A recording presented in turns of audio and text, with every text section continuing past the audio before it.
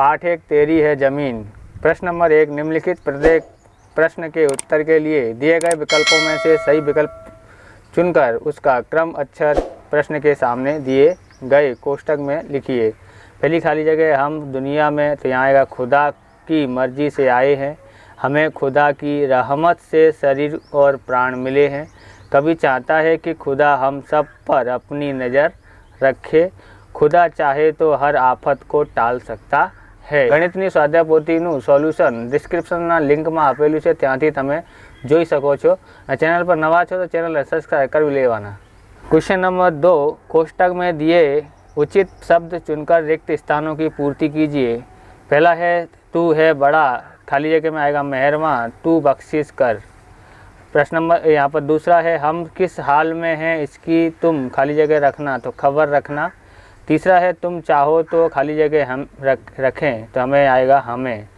यहाँ पर आएगा चौथा, तेरे आगे झुका है, खाली जगह हम खड़े हैं, तो तेरे आगे झुका है सर, हम खड़े हैं। प्रश्न नंबर 3 है सही वाक्यांश चुनकर विधानों को पूर्ण कीजिए। तो पहला है ईश्वर हमारे गुनाहों को माफ़ कर देता है क्योंकि वह बड़ा मेहरबान या दयालु है। दूसरा है हम ईश्वर के सामने सिर झुकाकर खड़े हैं क्योंकि वह सर्वशक्तिमान है। प्रश्न नंबर 4 है निम्नलिखित प्रश्नों के उत्तर एक एक वाक्य में लिखिए। प्रश्न नंबर 4, निम्नलिखित प्रश्नों के उत्तर एक एक वाक्य में लिखें। पहला प्रश्न है कभी ईश्वर से बख्शने के लिए क्यों कहते हैं, तो कभी ईश्वर से अपने गुनाहों को बख्शने के लिए कहते हैं। ईश्वर से हमें क्या क्या मिला है, तो ये गलत लिख गया है, तो ईश्वर से हमें शरीर और प्राण मिले हैं, ये लिखना है। तीसरा प्रश्न है कभी ईश्वर के सामने कैसे खड़े हैं, तो कभी ईश्वर के सामने अपना सिर झुकाकर खड़े हैं। चौथा प्रश्न है ईश्वर हर आफत को क्यों टाल सकता है, तो ईश्वर हर आफत को टाल सकता है क्योंकि वह सबसे बड़ा ताकत वाला है। प्रश्न नंबर 5, निम्नलिखित प्रश्नों के उत्तर 2-3 वाक्यों में लिखिए। पहला प्रश्न है कवि ने किसे मालिक कहा है, क्यों, तो कवि ने ईश्वर को मालिक कहा है क्योंकि यह धरती और आकाश उसी के हैं, उसी ने यह सारी दुनिया बनाई है। दूसरा प्रश्न है आप भगवान से क्या प्रार्थना करते हैं, तो हम भगवान से यह प्रार्थना करते हैं कि वे लोगों पर अपनी कृपा दृष्टि बनाए रखें और लोग किस हालत में हैं इसकी वह हमेशा खबर रखें और दुनिया पर आने वाली आफतों से दूर करें। प्रश्न नंबर 3 है भिन्न भिन्न धर्म के लोग प्रार्थना करने के लिए कहाँ कहाँ जाते हैं, तो भिन्न भिन्न धर्म के लोग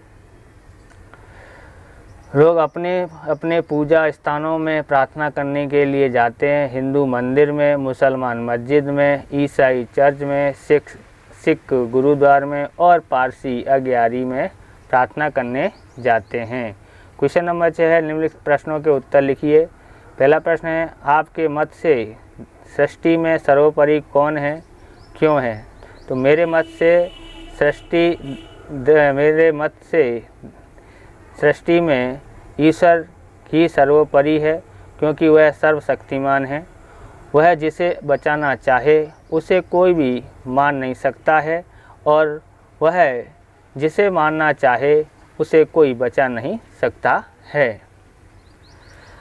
कभी ईश्वर से क्या चाहते हैं, कभी चाहते हैं कि ईश्वर लोगों के अपराधों को क्षमा कर दें, वह हमेशा लोगों पर अपनी कृपा दृष्टि रखें। दुनिया के लोग किस हालत में हैं इसकी वह हमेशा खबर रखें और दुनिया पर आने वाली आफतों से दूर करें। प्रश्न नंबर 3 है तू अपनी नज़र हम पर रखना ऐसा कभी क्यों कहते हैं, तो ईश्वर की इच्छा से ही दुनिया में हमारा जन्म हुआ है, उसी की कृपा से हम ये शरीर और ये प्राण मिले हैं। हमारा जीवन उसी के भरोसे है क्योंकि वही हमारा रखवाला है, इसलिए कभी ईश्वर से अपनी नज़र बनाए रखने के लिए कहता है। चौथा प्रश्न है कभी किसे सबसे वाला मानते हैं क्यों? तो कवि ईश्वर को सबसे ताकत वाला मानते हैं। ईश्वर सर्वशक्तिमान है, वह सब कुछ कर सकता है। वह जिसे चाहे उसे जीवन दे सकता है और जिसे चाहे उसका जीवन ले सकता है। वह हर आफत को दूर करने में समर्थ है। इसलिए कवि ईश्वर को सबसे अधिक ताकतवर मानते हैं। 5वां क्वेश्चन है, कवि खुदा से क्या कहना चाहते हैं? तो कवि खुदा से यह कहना चाहते हैं कि वह सर्वशक्तिमान है और दयालु है। वह सभी लोग ईश्वर के सामने सिर झुकाकर खड़े हैं। वह सब पर अपनी कृपा दृष्टि बनाए रखने और लोगों पर आई हुई विपत्तियों को दूर करता है।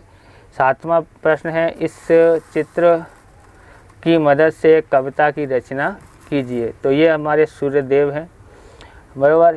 हे सूर्य देवता, हे जीवन दाता, तुम ही हमारे पिता और माता।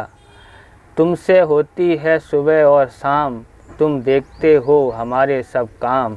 धरती का कण कण तुम्हारे गुण गाता। हे सूर्य देवता, हे जीवन दाता, तुम ही हमारे पिता और माता। 8वां है, निम्नलिखित शब्दों का वचन परिवर्तन कीजिए। पहला है नदी, आएगा नदियाँ, किताब किताबें, दरवाजे दरवाज़ा, कला कलाएँ, कौआ कौए, धातुएँ धातु, सड़कें सड़क, कुत्ता कुत्ते, कमरा कमरे, आँख आँखें, महिला महिलाएँ, मछली मछलियाँ। 9वां क्वेश्चन है, निम्नलिखित उपसर्गों के योग से 3-3 शब्द बनाइए। तो यहाँ पर 3-3 शब्द बनाना है। चौ यानी चौराया, चौमासा चौपाई, बिन बिन बात, बिन चाहा बिन कहे, पर परदेश, परलोक, परदादा, अनपढ़, अनहोनी, अनमोल। 10वां है, निम्नलिखित शब्दों के प्रयुक्त प्रत्यय ढूंढिए। तो मनुष्यता, तो मनुष्य प्लस ता, धनवान, धन प्लस वान, रसोई रसोई या प्लस या, एक हरा यानी एक प्लस हरा। 5वां धोखेबाज, धोखा प्लस बाज, बलवती बलवत प्लस ई। प्रश्न नंबर 11, वचन बदलकर वाक्य फिर से लिखिए। तो मैंने कविता लिखी, एक वचन है, बहुवचन में करेंगे तो हमने कविताएं लिखी। दूसरा है, ये मेरी किताब है, तो ये एक वचन में बहुवचन करते हैं तो ये हमारी किताब है। तीसरा है, इसे लड्डू दे दो, इन्हें लड्डू दे दो। इस तरह આવી રીતે આ વિડીયો પૂરો થાય છે। તમે વિડીયો સારું લાગ્યું હોય તો લાઇક કરવાના, ચેનલને સબસ્ક્રાઈબ કરવાના। મળીએ બીજા વિડીયોમાં। જય હિન્દ, જય ભારત, વંદે માતરમ।